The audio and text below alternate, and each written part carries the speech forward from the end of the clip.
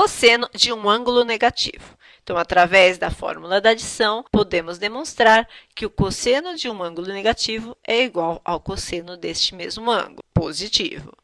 Portanto, temos aqui cosseno de um ângulo negativo, nós vamos descobrir a equivalência dele.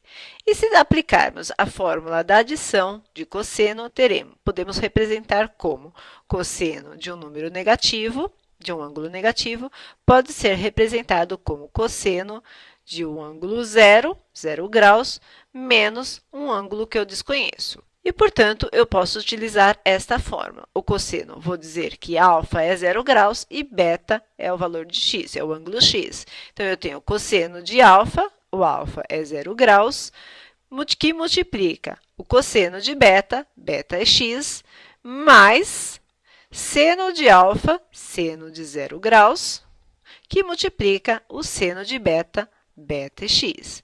Cosseno de 0 graus, vamos esboçar o círculo trigonométrico. Eu tenho o eixo x, que é o eixo dos cossenos. Eu tenho o eixo y, que é o eixo dos senos. E se eu falar em cosseno de 0 graus, o meu eixo dos cossenos está horizontal. Eu estou falando em 0 graus. 0 graus está aqui. Eu estou exatamente no cosseno de 0 graus, que equivale a 1.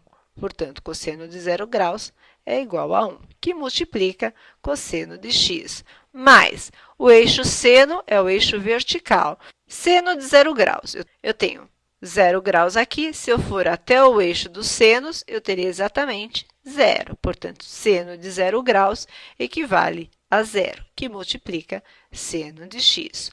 1 vezes cosseno de x é cosseno de x, mais 0 que multiplica seno de x, praticamente 0.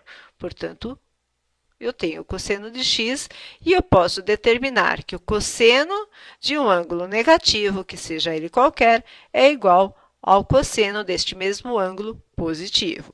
Se esboçarmos um círculo trigonométrico, onde temos o eixo y e o eixo x, o eixo dos cossenos e o eixo dos senos, e eu for falar em aproximadamente 15 graus, e eu tenho o mesmo ângulo para baixo.